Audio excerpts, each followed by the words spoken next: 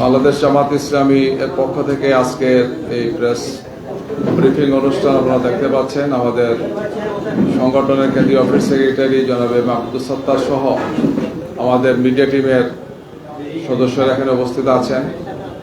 আমরা আজকে আপনাদের সামনে যে কথাগুলো উপস্থাপন করতে চাই, প্রথমে অত্যন্ত দুঃখের সাথে আপনাদেরকে জানাচ্ছি যে আমাদের একজন প্রিয় ভাই, যিনি গত 28 তারিখ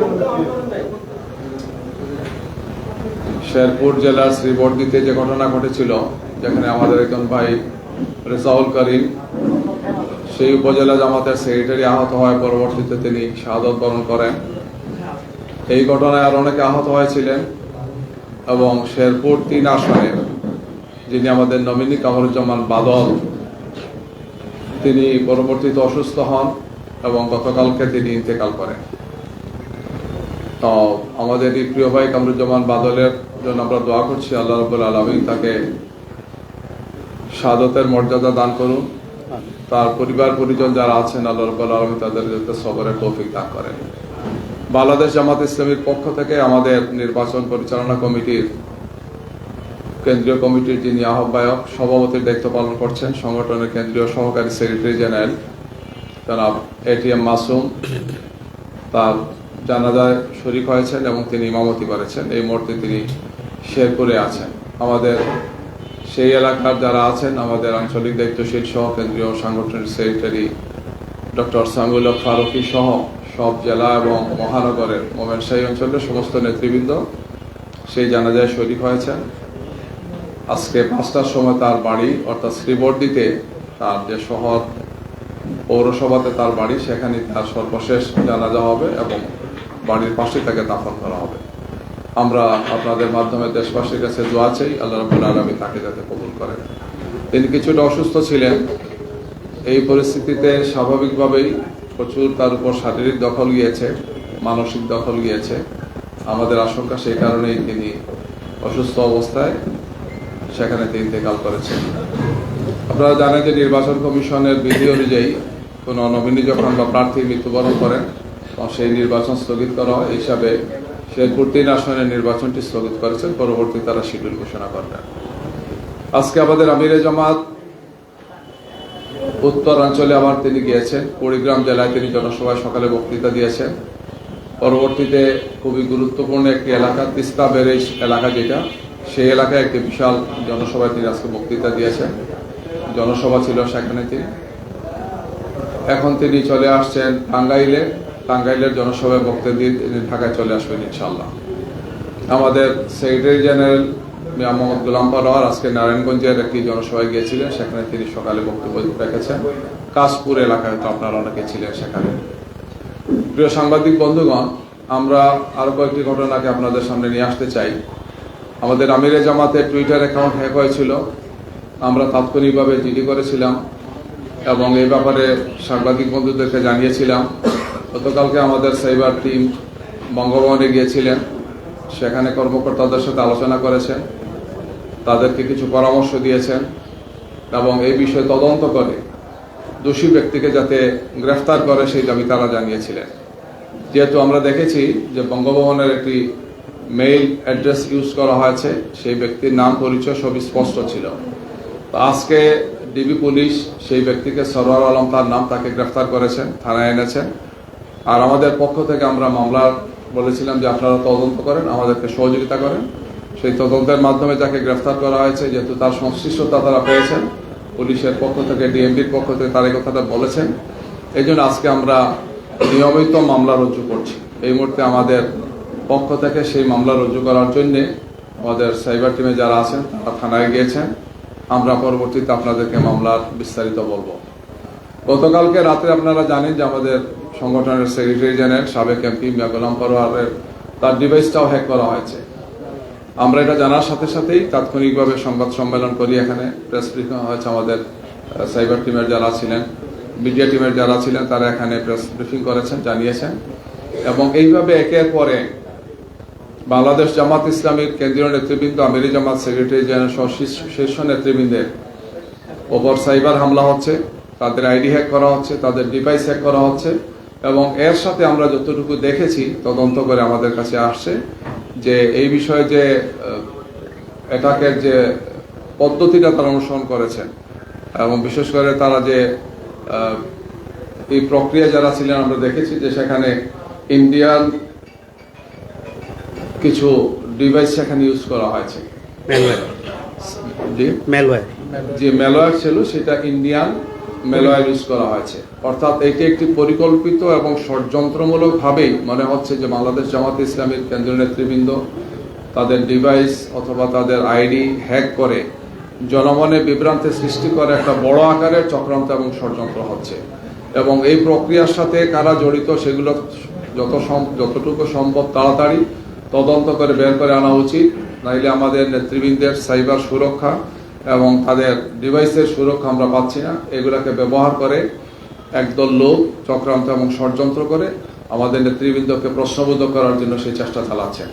যেহেতু গতকালকে আমরা বঙ্গভবনের যে ব্যক্তির কথা আমরা জেনেছিলাম তাকে গ্রেফতার করা হয়েছে, তাকে আইনের আশ্রয়ে আনা হয়েছে, মামলা আমরা করেছি। আশা করি যে দ্রুত তদন্তের মাধ্যমে এই চক্রান্ত এবং ষড়যন্ত্রের সাথে প্রকাশ্য এবং গোপনে যারা জড়িত আছেন তাদের নাম তদন্তকারী সংস্থা যত শীঘ্র সম্ভব বুঝতে পারবেন, জনগণের সামনে আপনাদের মাধ্যমে সেই সমস্ত বিষয়গুলোকে নিয়ে আসবেন। আমরা এই ব্যাপারে খুব ডিপ কনসার্ন ফিল করছি যে একের পর এক এই সমস্ত ঘটনা ঘটানো হচ্ছে নির্বাচনের জাস্ট পূর্বেই। উদ্দেশ্যটা খুবই অসৎ উদ্দেশ্যে এবং ভয়ঙ্কর কিছু একটা করার মনে হচ্ছে যে কিছু লোকের একটা বড় চক্রান্ত এবং ষড়যন্ত্র এখানে আছে।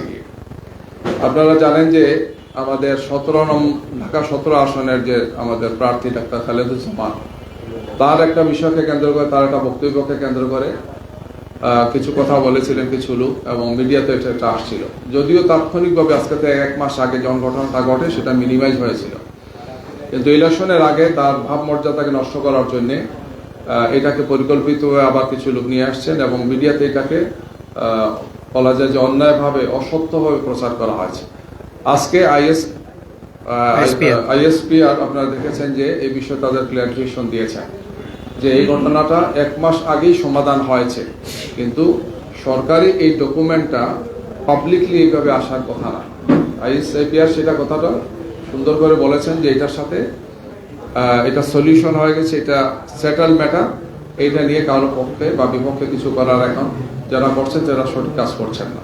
আইএসপিআর মাধ্যমে সেই বিষয়টি আপনাদের সামনে আসছে। আমরা এটা বললাম এই কারণে যে এটা একটা বড় বিষয়, যেখানে একটা বাংলাদেশের স্বাধীনতা এবং সার্বভৌমত্বের অত্যন্ত প্রহরী আমাদের সেনাবাহিনীকে বিতর্কিত করার চেষ্টা করা আছে, যার সাথে জামাতে ইসলামীর অবস্থানটা খুবই স্পষ্ট যে আমরা এবং দেশবাসী সব সময় আমাদের স্বাধীনতা এবং আমাদের সীমান্ত প্রহারা সহ আমাদের জাতীয় নিরাপত্তার সবচেয়ে গুরুত্বপূর্ণ যে প্রতিষ্ঠা, এটাকে বিতর্কিত করার কোনো সুযোগ যাতে কেউ না পান সেটা আমরা আপনাদের সামনে তুলে ধরছি এবং এই ব্যাপারে আমাদের অবস্থানটা সবসময় স্পষ্ট ছিল, এখনো স্পষ্ট আছে। আমরা খুবই আশ্চর্যের সাথে লক্ষ্য করছি যে অনেকগুলো আচরণবিধি একটার পর একটা সংগঠিত হচ্ছে, আচরণবিধি লঙ্ঘন হচ্ছে একটার পর একটা। আপনারা আজকে দেখেছেন যে ঢাকা 17 আসনে ব্যাংকার্স অ্যাসোসিয়েশন এর ব্যানারে একদল ব্যাংক কর্মকর্তা, বিভিন্ন ব্যাংকে তারা কর্মরত, সরকারি ব্যাংকগুলোতে আছেন, দায়িত্ব পালন করছেন, এরা এসে মিছিল করেছেন একটি দলের পক্ষে। সেখানে একজন জাতীয় নেতা ইলেকশন করছেন, তার পক্ষে তারা মিছিল করেছেন, র্যালি করেছেন, সমাবেশ করেছেন। আমরা আপনাদের মাধ্যমে নির্বাচন কমিশন সহ সবাইকে দৃষ্টি আকর্ষণ করছি যে এটা আচরণবিধির সুনির্দিষ্ট সুস্পষ্ট লঙ্ঘন। কোন অবস্থায় কোন ব্যাংক কর্মকর্তার এই সুযোগ নেই।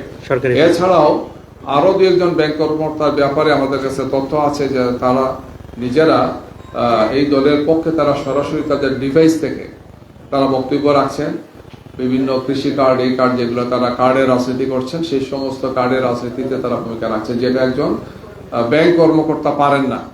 অথচ এই সমস্ত বিষয়গুলো একের পর এক সংগঠিত হচ্ছে, যার মাধ্যমে আচরণবিধি লঙ্ঘন হচ্ছে এবং নির্বাচনের লেভেল প্লেইং ফিল্ডটা কোনো অবস্থায় আমরা দেখতে পাচ্ছি যে সুনিশ্চিতভাবে সমান হচ্ছে না, বরং সেটা মারাত্মকভাবে ক্ষতিগ্রস্ত হচ্ছে। এক্ষেত্রে নির্বাচন কমিশন, আইন শৃঙ্খলা বাহিনী এবং মাঠ পর্যায়ে যারা দায়িত্ব পালন করছেন, ইলেকট্রাল কমিটি সহ প্রত্যেকেরই দায়িত্ব আছে এই সমস্ত দায়িত্ব পালন করা। আমরা প্রতিটি ঘটনায় সংশ্লিষ্টদের দৃষ্টি আকর্ষণ করেছি, কিন্তু উল্লেখযোগ্য কোনো অগ্রগতি আমরা দেখতে পাচ্ছি না। এবং এই কারণে জনমনে আজকে প্রশ্নের উদ্রেক হয়েছে যে লেভেল প্লেইং ফিল্ড নিশ্চিত করার জন্য যে দায়িত্ব পালন করা কথা নির্বাচন কমিশন সহ সংশ্লিষ্টদের, তারা সেই সমস্ত দায়িত্ব পালন করতে মারাত্মকভাবে ব্যর্থতার পরিচয় দিচ্ছেন আমরা মনে করি। এছাড়াও আমরা আমাদের নেতৃবৃন্দের মাধ্যমে স্থানীয় পর্যায় থেকে আমরা বিভিন্ন জেলা থেকে আচরণবিধি লঙ্ঘন এবং বড় একটি দলের পক্ষ থেকে হামলা এবং বিশেষ করে নারীদের উপর হামলা, নারী কর্মীদের ভোটারদের কাছে যাওয়ার সময় বিভিন্ন ধরনের নাজেহাল করানো, হামলা করা, এগুলো ধারাবাহিকভাবে ঘটে যাচ্ছে। যদিও এগুলো সম্পর্কে আমরা বারবার আইন শৃঙ্খলা বাহিনী এবং নির্বাচন কমিশনকে দৃষ্টি আকর্ষণ করেছি। আমরা ভোলার দৌলত খান, নওগাঁ সদর, বগুড়ার আদমদিঘি, ফরিদপুরের ভাঙ্গা, লালমনিরহাট, খুলনার বিভিন্ন এলাকায়, মানিকগঞ্জের কিছু এলাকায়, কিশোরগঞ্জ, টাঙ্গাইল সহ বিবাড়িয়া বিভিন্ন জায়গাগুলোতে আচরণবিধি লঙ্ঘন, আমাদের নেতৃবৃন্দের উপর হামলা, সমাবেশে হামলা, আমাদের কর্মীদেরকে কাজ করতে বাধা দেওয়া, আমাদের বিভিন্ন নির্বাচন সামগ্রীগুলো খুলে ফেলা, ছিঁড়ে ফেলা, রাতের অন্ধকারে এই সমস্ত বিষয়কে ধ্বংস করার একের পরে ঘটনা ঘটে যাচ্ছে। আমরা আপনাদের মাধ্যমে সরকারকে এবং নির্বাচন কমিশনকে এগুলো দৃষ্টি আকর্ষণ করছি। আমরা মনে করি যে একটি সুষ্ঠু, সুন্দর এবং নিরাপদ শান্তিপূর্ণ নির্বাচনের জন্য মূল দায়িত্ব হচ্ছে নির্বাচন কমিশনের। নির্বাচন কমিশনে যারা আছেন এবং নির্বাচন কমিশনের কর্মকর্তা যারা আছেন, আমরা তাদেরকে দৃষ্টি আকর্ষণ করেছি যে তাদের অনেকের মধ্যেই একটি বিশেষ দলের দিকে হেলে পড়ার বিভিন্ন ধরনের লক্ষণ আমরা দেখতে পাচ্ছি। আমরা সিইসিকে সরাসরি বলেছি, নির্বাচন কমিশনকে বলেছি যে এই ব্যাপারে তারা তড়িৎ যাতে পদক্ষেপ গ্রহণ করেন। এছাড়া মাঠ পর্যায়ে যারা কাজ করছেন, আমরা তাদের অনেকের ব্যাপারে রিটার্নিং অফিসার, পুলিশের এসপির পর্যায়ে দায়িত্ব পালন করছেন, টিএনও বা সহকারী রিটার্নিং অফিসার অথবা ওসি, এই পর্যায়ে অনেকেই দায়িত্ব পালন করছেন যারা মারাত্মকভাবে পক্ষপাতদুষ্ট আচরণ করছেন। আমরা এই সমস্ত বিষয়গুলো ইসিকে লিখিতভাবে জানিয়েছি। আমরা আশা করছি যে ইসি পক্ষ থেকে, ইলেকশন কমিশন এবং সংশ্লিষ্ট যারা আছেন তাদের পক্ষ থেকে এই ব্যাপারে প্রয়োজনীয় ব্যবস্থা তারা তড়িৎ গ্রহণ করবেন।